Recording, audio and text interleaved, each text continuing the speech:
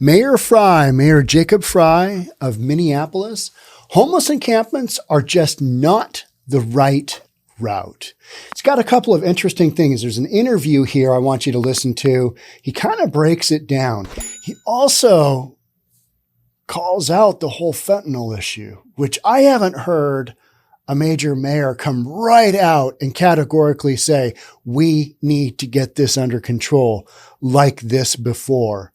You're going to want to stay tuned. There's some interesting stuff in this one. Let's jump on in. Let's see what we've got. All right, here we go. Now, for those of you who don't remember, Mayor Frey is Jacob Frey. He is mayor of Minneapolis, and he was the guy back in June of 2020. He did like the walk of shame. He went to go talk to, Black Lives Matter and Antifa, whomever it was in downtown Minneapolis after the George Floyd thing. And they were pressing him on defunding the police and abolishing basically the justice system, abolishing the police in general in Minneapolis. And he said, yeah, no, we're not doing that. And he was literally forced. He had that walk of shame, like in Game of Thrones, strip the person down and all the citizens of the city just throw poop at them and whatever they have handy. So let's watch that for just 1 second. So if you've forgotten, here's what that looks like.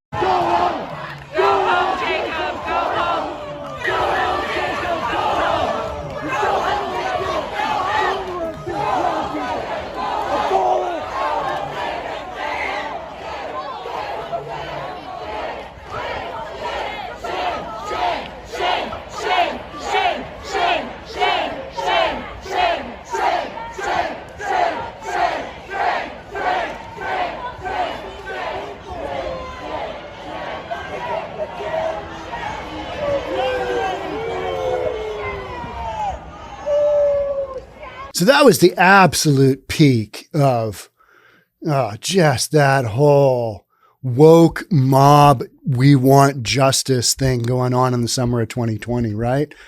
I mean, you can't just get rid of the police, even though there's a certain faction out there that says, oh yeah, we can.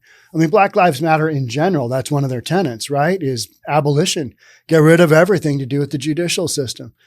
All right. You've heard most mayors in North American cities, they've been against that. Even our mayor here in I wanted to say Portland, our mayor here in Seattle said, yeah, I don't think, getting rid of the police department, I don't really think that's the direction we want to head in, because they know, they know what defunding the police is going to do to their city. And guess what? It's happened. We've watched it unfold in front of us in real time. So Jacob Frey. Okay, let's keep going here. Minneapolis Mayor Jacob Frey says it was the right move to tear down a homeless encampment near the Quarry shopping center in Northeast Minneapolis Friday. This is what, brings this discussion. All right, he took down a homeless encampment. Frey says delaying the original plan to vacate the camp 2 days ago was the right move because they have evidence that some were prepared to take violent action against police and public works employees. Now, that would be the activists, right? Those are the homeless activists that are always out there for a good cause. And they see it as violating the homeless's ability to just post up wherever they want, do their drugs, steal stuff from the community, sell it out of the tents, human traffic out of the tents, all that stuff that goes into the ecosystem of the homeless encampments. And Jacob Frey is saying, I don't think so. No, that's not what we're going to do here in Minneapolis. Frey tells WCCO's Chad Hartman the city has better resources and shelter options for those without a home. And here's where he gets into it. Let's listen to this. The mayor of Minneapolis, Jacob Frey, is with us. Chad Hartman here on CCO. Jacob, when the individuals are living in these encampments, sometimes with their family, and they're offered to stay at a shelter, and they say no. Why are they saying no? And is some of it they're concerned about their safety when they go to the shelters? I don't want to speak for anybody who's experiencing homelessness, and I'm sure there's a variety of answers that are provided. I'll give you the main three that I've heard, though. One, I've heard about a concern for safety, which, by the way, also exists at a homeless encampment. Two, it's an inability to stay with more than one member of your community or immediate family. By the way, we do have quite a bit of shelter for people with families. The third, and this is definitely the biggest issue, is addiction. It's deep addiction specifically to fentanyl and opioids. This is endemic throughout our country right now. This is a drug that takes hold of people like nothing we've ever seen before. It's 10, 15, 100 times more potent than some of the other hardcore drugs that we've previously had issues with. And there is a lot of quick and ready access to fentanyl at these encampments. I mean, once these encampments get to a certain number, the dealers know exactly where to go. They know exactly what to do. So how can you change that? Well, first we got to stop the dealing of so much of this fentanyl. But second, we can't be giving them these ripe opportunities to take advantage of people, both through drug trafficking, also importantly, human trafficking. I mean, how do you think they're paying for a lot of these drugs some of the time? You know, and this is not safe, particularly for women. It's not safe, but it's not safe for anybody. It's not safe for the people living at the encampments. It is not safe for the neighborhoods that are around these encampments. It's not the right choice. And I've talked to a number of people around the country. By the way, these issues are far worse on the West Coast right now in terms of encampments. And it's just not the right strategy. Again, if the goal is truly, if we're honest, we're operating in good faith, and the goal is truly to get people into permanent housing, encampments are not the right route. All right. So he breaks it down. And let's talk about Jacob Frey for just 1 second. We know he was the guy that shame. He's also a 5,000 meter runner. He's an epic athlete. Okay. And I'm not fanboying here. I'm just, read through his Wikipedia. He's a younger guy and he is a moderate Democrat. And that's why I think, he was down on the streets of Minneapolis trying to do what he could. But ultimately, you had the woke mob there that just basically wanted blood. And whatever he was going to say, unless it was, I am 100% committed to getting rid of our police force and 100%, I'm willing to get rid of the court system. I'm willing to, shift all of those funds to whatever causes, folks have out there. Unless they heard that, they wanted nothing to do with him, right? They wanted his blood as well. So Jacob Frey is coming right out and overcoming a couple of the main objections people always have. I don't want to go into housing like that because it's not safe. Well, neither is living in a tent. I mean, have you tried to lock up a tent at like a public campground lately? Yeah. It doesn't take much of a knife to kind of slice through your tent and they take whatever they want, right? So tent living, not safe in general. Never mind the fact that you've got tents with the same people that are going to be at the homeless shelter, but they're doing crazy stuff in the open outright in the encampments as well. So the safety factor there to me is like, that's just nonsense.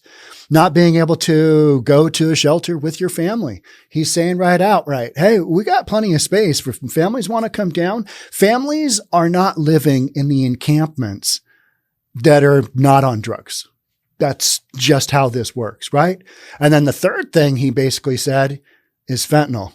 And it was interesting where he also did the fentanyl and opioids. He took that a step further and basically said, how do you think they are paying for these drugs? And you will come across so many videos of, I trick. I sell my body. So horrible scenario for women, but for men too. And then men just, they do what they can along those lines or go out into the community and steal. That is what they're doing. You got to pay for it somehow.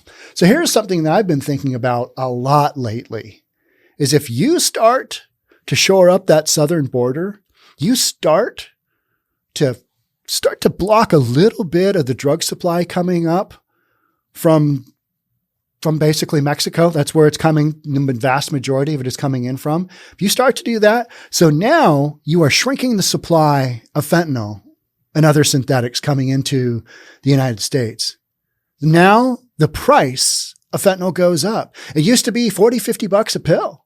Now it's down to what? A couple of bucks a pill, maybe cents, in some communities where it's so prevalent, it's down to literally pennies. You start to drive that price up, you're going to have an increase in crime because you still got to pay for it. These are addicts that need their fix. They're going to have to do more tricks. They're going to have to steal more stuff. They're going to have to do more thievery. They're going to have to rob more mini marts. That's on top of an epidemic of, organized retail theft. So you've got these factors going on. You've got a situation where even if you do start to reduce that supply coming across the southern border, then you've got repercussions that, it's crazy because they flooded the market with these inexpensive drugs. Now people are on them and they can't get off. They certainly can't get off on their own. Opioids are some of the worst to get off of because it's opioids and booze. It's what they detox people for. They don't detox people for weed. They don't detox people for coke. They detox people for opioids and booze because, and your body gets so used to that stuff that, if you drink enough booze over time, you can certainly alter your health. All right, let's keep going here. Encampments are just not the right route, says the mayor. If you want to transition people into long-term and stable housing, and clearly that needs to be the end goal, we have a much higher success rate doing that through individuals who have already been in our shelter system. So he's basically saying the encampments, no go. If you're in our system, then we can help you with the wraparound services that you need. So he's going to put an emphasis on basically clearing out these encampments. And I think that is the right thing. I know that is the right thing to do. What you're also doing is sending the message that we're not going to just let you live willy-nilly wherever the F you want within our city. That's a hard no-go. That is something that Seattle has struggled with, San Francisco, Portland is struggling with right now. Because there's been this whole attitude towards, well, just go ahead and pitch a tent wherever you want. We'll come by and throw you some food. We'll throw you a tent. If you need a tent, call us up. We'll bring one by. I mean, how many tents were handed out on public dollars? Was it 26,000, 36, some horrific number that taxpayers of Portland paid for, Multnomah County paid for. So now you've just got 700 encampments throughout Portland, and the vast majority of them, fentanyl is involved. And so here you've got a mayor saying, hey, it's fentanyl and this is not safe. This is not the right call. This is not the right move. And he literally called out the West Coast cities, which I do all the time as well. We talk about that all the time. This is what's going on. So here's a really good example of what I'm talking about. People want to say, well, the homeless folks they're mostly safe. They mostly just keep to themselves. Well, here is an example on our subscription site, which is the reasonabletv.com. It's $10 a month. If you believe in what I'm doing and want to support me, this is a great way to do it. Plus you get specific member content you're not going to find anywhere else. And my point to bringing you here is that despite camera footage, broken glass, and physical evidence, the arrested perp will walk in less than 24 hours. This was a perpetrator breaking into somebody's home in Portland that was homeless, part of the encampment system, probably on meth. This is what you get when you just allow a situation like Portland to flourish. You get craziness like this. And the reason I have this video on the private site is because you've got a dude bashing in a window, reaching in while he's on a meth bender, trying to get to a family at home, eating their dinner. And you might say, well, that's what they get for, being in Portland. All right. Yeah, I agree. And my whole thing is, this is what happens. This is a result of allowing all of this to just go on. You've decriminalized drugs, let people do their drugs. You create an environment. Hey, you can stay, sleep on the sidewalk in your tent and just do this 24/7. Why wouldn't you? Because now any money that you have coming in from the state for whatever reason, now you don't have to spend on that pesky rent or utilities or anything else like that. We'll help you along. And, we'll give you a tent. And now you can just spend all that money on your drugs. And that's literally what these encampments are all about. But they still have to support themselves. The ecosystem has to be supported somehow. And they do that by stealing from the community, human trafficking, all that crazy stuff, right? All right, let's keep going with Mayor Frey, Mayor Jacob Frey. So Frey says that homeless encampments also present unique dangers like fire hazards, as well as drug and human trafficking. He says right now the city has room in its shelters to house those that have been displaced, but most have refused. Most have refused. So Mayor Frey he's kind of telling it the way it is. And I respect him for doing that. I do, from the standpoint of you are not hearing the vast majority of mayors or governors throughout the United States talk directly about what the issues are with the homeless encampments, and it's fentanyl. The explosion of these encampments, the explosion of all these people living rough, living outdoors, it's because of cheap synthetic drugs. And leadership doesn't want to talk about that, because if you talk about that, then you've admitted that it's a real thing. And then what's your game plan? What are you going to do to fix it? Well, not a lot of solutions, right? Everybody wants to focus on the housing first. Get somebody into housing and, there are other issues. They'll be able to get back up and running. Well, they don't want to get into housing, right? Again, he says right now the city has room in its shelters to house those who've been displaced, but most have refused. That's a point that I talk about all the time, because people want to look at the statistics and go, okay, we have this many homeless people on our streets and our sidewalks throughout our community. So we need to build XYZ number of units of housing. Well, no, because only XYZ percentage of all the people in the homeless encampments are going to be willing to take said offer of housing. He basically says, but most have refused. That is your reality. And then we go back to the 3 reasons commonly given. And it's because drugs are involved and in a shelter with system, with rules. We live in a society. We have rules. Yeah. You can't do your drugs there. You can't do your human trafficking in a city run shelter. I'm sure that goes on. But, there's a little bit of, no, we're not doing that today. No, not today. You're going to need to leave. So, folks that are in this lifestyle, they know where they can and can't do this stuff. And it's not inside of a community shelter run by the city that has, overreach and can look at how things are being run and going, okay, you might do that in your tent, but we're not doing that here. They don't want to abide by those rules. They don't want to live within those confines. They don't want to have to be in at a certain time. They don't want to have to be out at a certain time. First, we've got to stop the dealing of so much of this fentanyl. He comes right out and just states it. But second, we can't be giving them these ripe opportunities to take advantage of people, both through drug trafficking and, more importantly, human trafficking. He comes right out and says it. Frey tells WCCO. So I thought this was super interesting from the standpoint of you've got a mayor that's got some major issues, has gone through that whole George Floyd thing. And here he is, trying to clean out the encampments. And I agree with them. There has just been so much of, these poor people, we just need to let them live. No, that's not an accurate portrayal of what's going on. It is drugs. As simple as that. It is drugs. And people that are trying desperately to get back on the straight and narrow, they are not living in these communities that do this stuff. They are in the shelter system. They are going down that road. Not 100% all of them, because every now and then you'll see a couple of people that are just like, they're off on their own, 1 or 2 vehicles. And you're like, well, they're pretty old. They don't look like, drug addicts. But that is the rare exception, because when you go to the actual encampments with multiple tents, there's a reason they're there. There's strength in numbers, right? There's strength in numbers. And then they all get kind of swept at the same time and got to go in and clean up. If these encampments weren't based on drugs, you wouldn't find this just the proliferation of human waste, urine, hypodermic needles, the craziness that goes on in the encampments.